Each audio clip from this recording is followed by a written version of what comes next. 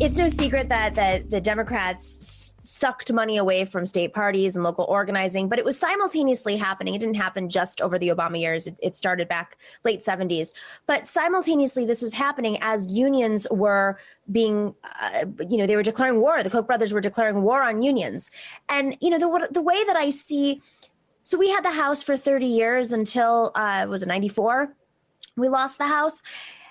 That, to me, is a response to the Democratic Party and unions being disconnected, not just from each other strategically, because union members were purged from the Democratic Party membership, but also with the grassroots. And so when you don't have unions organizing and recruiting, and I mean, when I was a kid, I used to make phone calls at union halls. I don't even know if people do that anymore for their local candidates. And I'd stuff envelopes. I mean, this is a different era, but it's just the Democratic Party used to always be hand in hand, recruiting candidates, recruiting staff, organizing, training in every single city in the country. And I feel like it's a shame that people have to take it upon themselves, like they did in Georgia, and fundraise for their local county party or local group to make phone calls and register voters. I mean, that's what the Democratic Party used to be in conjunction with unions. Yeah. So with that, my big takeaway from this and question is, why is union leadership so afraid right now? I mean, I understand that they've been under attack, but we've got a Democratic president. I mean, this is the time to move. So where's the fear here? You know what the fear is? The fear is the piece that I focused on, which is confusing access with power.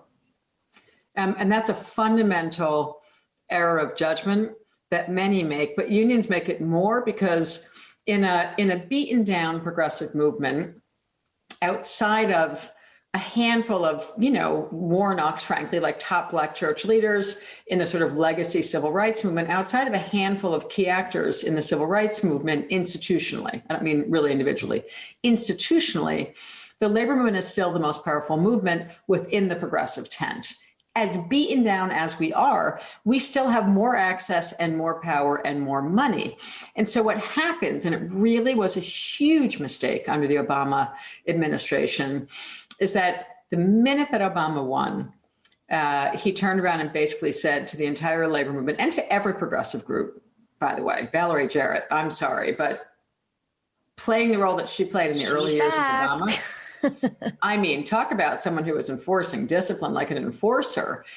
Jarrett basically said to many people I know very closely, you can test us in public, you'll never even attend a meeting. You won't be invited to like the lowest level meeting in the history of the White House. You will be out. And so there was it was so intense the first year, how strongly they said to people, you will get in relationship to how nice you are to us in public, basically. You will not contest the Barack Obama administration in public. That was like super strong and enforced. And when people crossed it, they cut them off. Like they cut them out of meetings, they cut them. And part of what I say in the article is, who gives a crap, really? Because the two institutions that won big under Obama were the two sectors of the progressive movement who said, we don't care. Like, we're not going to do being nice to you, playing behind the scenes, backroom deal making, thinking that we're important because we're showing up in our suits to your meetings at the White House and to your cocktail parties. We don't care. Like, we're out to win. That was the LGBT community and the immigrants' rights community. Yep. Those two and they were cut out. I mean, in the long history of the Obama administration, if you go back to the inside plays that were going on, they did cut them out of like formal, you're not on our commissions, you're not getting appointments to low-level positions. And people were like, yeah, we don't really care because we're dying, or we're getting, killed and we can't be married and everything else that the LGBT community demanded. And the immigrants' rights community, these are the people who went in and said, yeah, we don't care. We're going to protest. We're going to occupy. We're going to demand. We're going to go after you to hold you accountable to our base.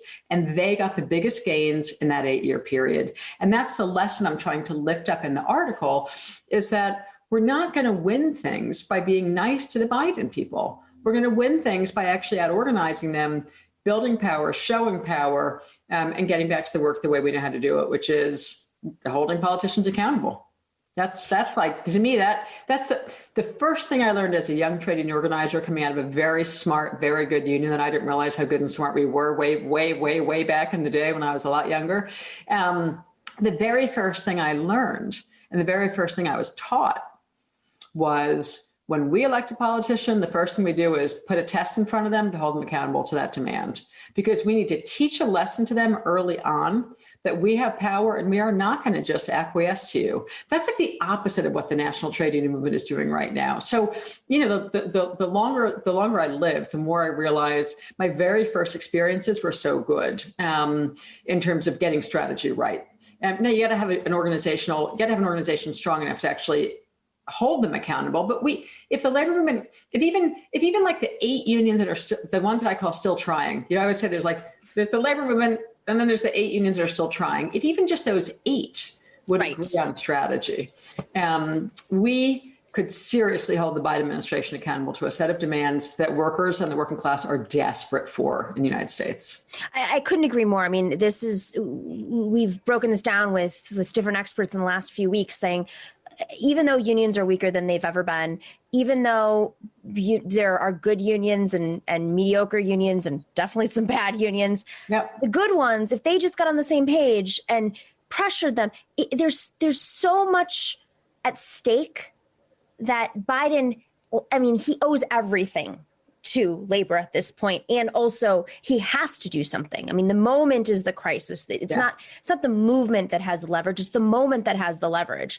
So, with that being said, for those of us who don't have, in the audience, who don't have experience in unions,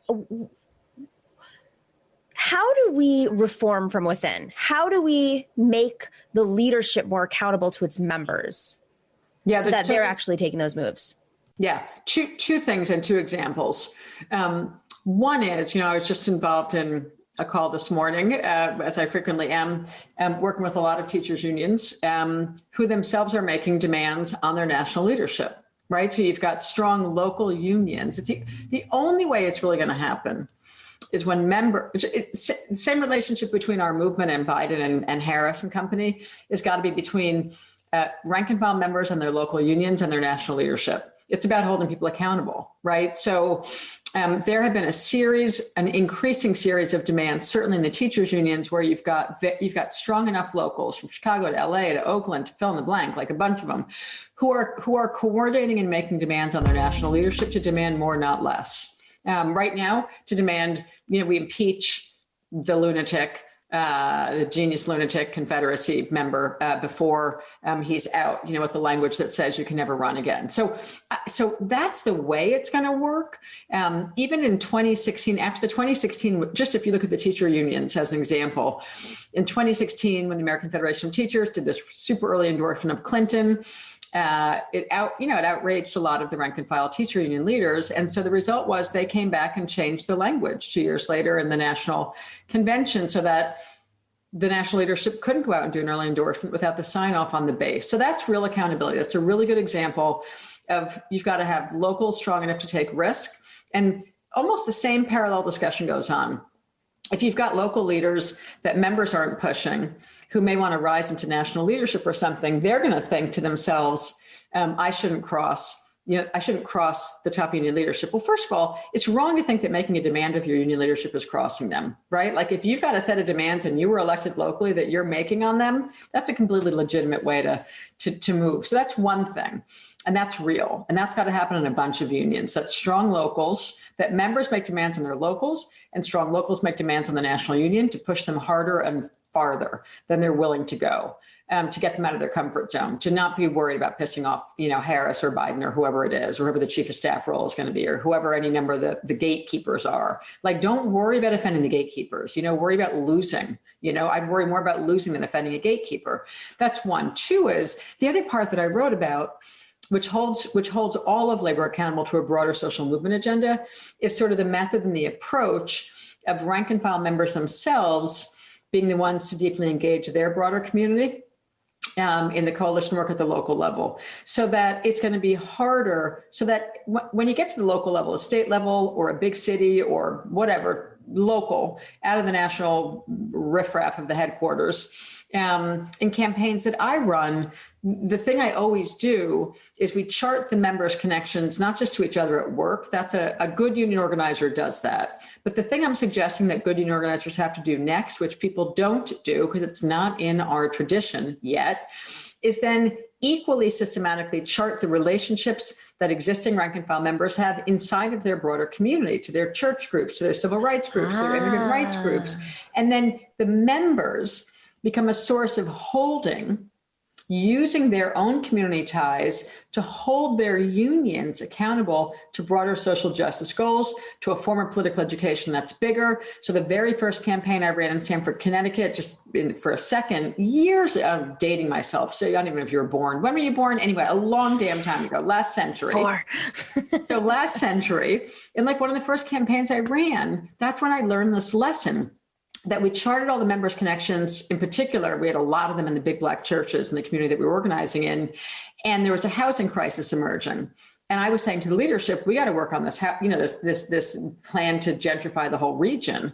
And the unions, honestly, which I talk about in my first book, the union leaders were pretty good. We're like, that's not our issue. Why don't you call up Acorn? Acorn still existed. That's how long ago this was. Anyway, but like, you go call up those housing groups. And I'm like a young organizer going, how come when I'm on the doors with rank and file members and all they're talking about is the fact that they're all going to be moved out of the city, then that's a labor issue.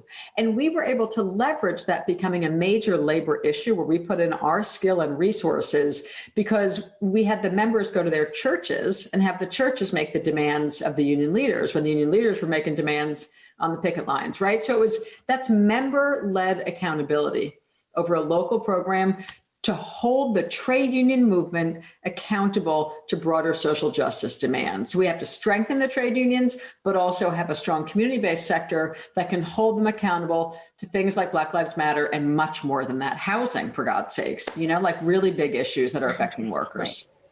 Especially right now. We have a question from one of our supporters, Vinny Holiday. He says, do you think union culture has to change such that members are not simply passive members, but also politically aware and active? And I think that's part of the point you were just making. But how would you do that institutionally, internally within a union?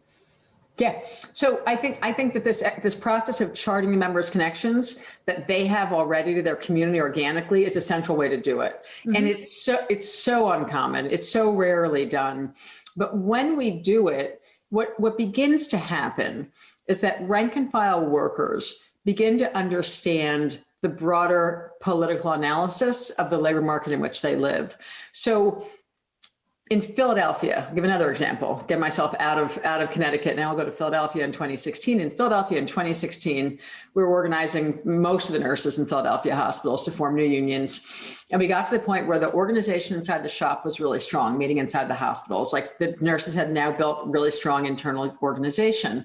And we still didn't have enough power at the bargaining table to win yet. Like we needed more power than we had. So then we went into phase 2, which was controversial. We did it. It always is when I'm leading it, but the members like it. So that's good enough for me. The members like it. We began to chart all their connections to, Black churches and all the places that they already had connections in their community. And when we began to sort of show a power structure analysis of Greater Philadelphia to a room of 300 newly organized rank and file nurse leaders across 7 hospitals, and we began to show, so your CEO is in a relationship to this set of power players in the city, but you're the leader of your 3 biggest, most powerful Black churches that just hosted Hillary Clinton, Barack Obama, fill in the blank. It was 2016, right? Everyone's coming to Philadelphia. But we began to show in simple maps the relationship between their hospital CEOs and how political power was working in Philadelphia. Those nurses' political education was rocked in a way it never really had been, and they were all the first to say it. So part of what I say in the article is we have to build stronger, more resilient communities, and the labor movement needs to see part of its job as doing that. And the method to do it is this thing I call comprehensive charting, where you go from charting workplace connections to charting our connections to the community through the lives of the rank and file. Because let's acknowledge what a worker is going to say. It's going to be hard to go up against your union leadership if you're one rank and file worker. But what we did in Connecticut 30 whatever years ago, just about, is I understood that. I had been saying to the union leadership, we need to work on this housing fight, gentrification, bulldoze all the housing.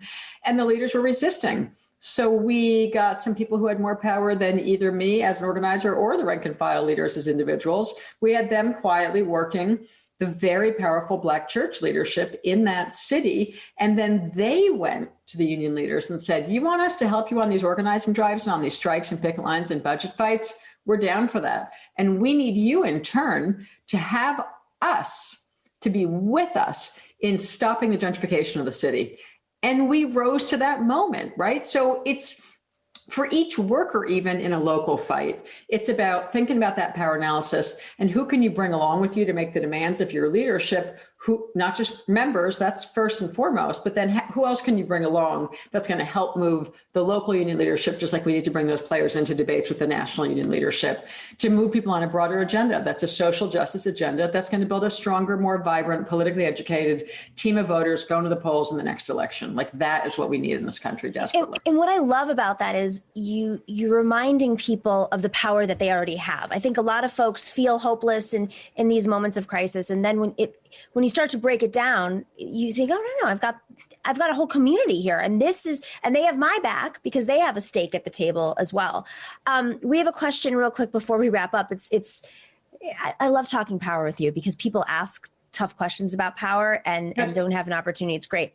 So Columbia McAlevey, and I apologize if I didn't say your name right, says, respect to you. Hope to attend your strike school. Are you doing another strike school? Doing another strike school. Yeah, we haven't announced a date yet, May or June, though. People should be looking for like a May, June. Perfect. I will be at that.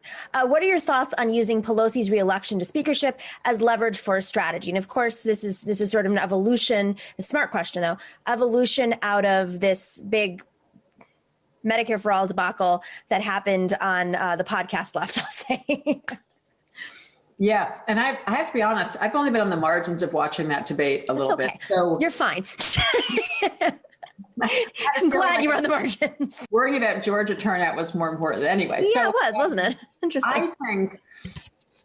I think there's a couple of things. To the degree that I finally had to say to some people, what is this fight going on? Anyway, so without getting into it, I will say, as someone who talks a lot about what we call structure tests, that part of how we know when we're ready to win is that structure test can reveal for us, are we capable of winning? What I try to counsel people not to do are structure tests that reveal our weakness, that's profound. Do all the time.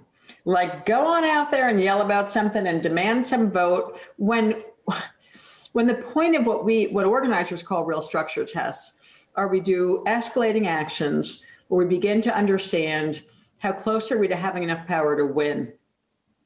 I hate, and here's the union example. Unions do this all the time.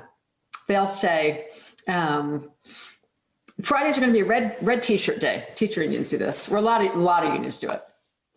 Friday, every week, every Friday, you come, you get your orientation, you've been hired at some job or something, and they're like, oh, by the way, and every Friday, we ask everyone to wear their union shirt, to work.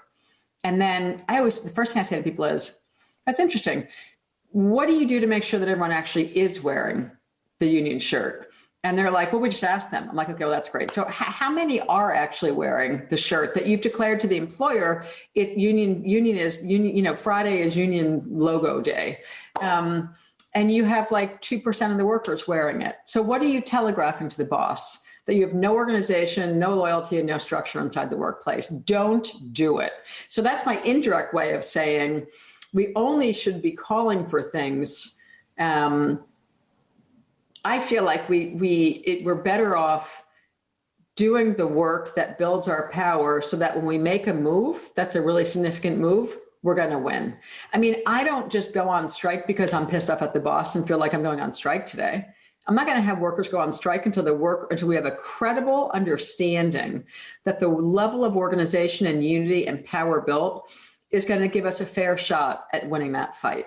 So I'm more interested in what's the hard work we have to do to get to the point where we can actually really win the fight. Now, yes, there's some whole debate about there once in a while, we need to force a vote, whatever. But generally speaking, it's not my bias at all. My bias is, why reveal weakness when what we should be doing is building our strength?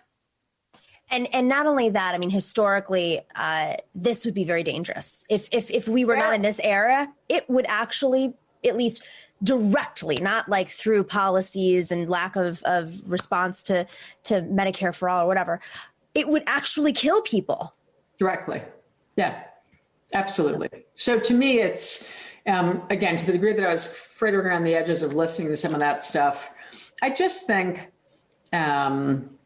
I mostly think that there aren't enough people in the sort of self-declared left who have ever had to put their something on the line, ours is on the line, in a win-lose contestation, and be held accountable to what the outcome was and what the implications of that outcome were. So for those of us who actually take on really hard fights that have really huge consequences regularly, where 10, 20,000, 100,000, 400,000 people's lives are on the line going into a strike, for example, or a big union election, we're not doing that unless we think we had a reasonable chance to win. That's right. Period, right? Winning matters. And I feel like there's this weird weakness in the US left or the US progressive movement, whereby focusing a lot on winning is like somehow something that we don't do. You know what I mean? And I always think our movements get bigger when we win. Georgia's victories are going to lead to other Southern states' movements believing that they can now win. When the Chicago teachers walked off the job in 2012, they single-handedly, through one huge strike, re-raised the expectations of the education sector that the strike can work again. And so we're having winning strikes again. People need to see people winning, and that then raises their expectation and inspires them. If you see people losing, it isn't very motivating. Thanks for watching and listening to The Nomiki Show. But remember to click like and subscribe on YouTube, and please share on social media. If you're not already a patron, please join us for as low as $5 a month on patreon.com/The Nomiki Show for early and special content. That investment makes a huge difference. We are not corporate media raking in the dough. It's really you guys that are keeping us going. So please consider being a patron. And to our current patrons, thank you so much. We are incredibly grateful to you. We also now have swag. So check us out on thenomikishow.com to get your mugs, your totes, and your stickers.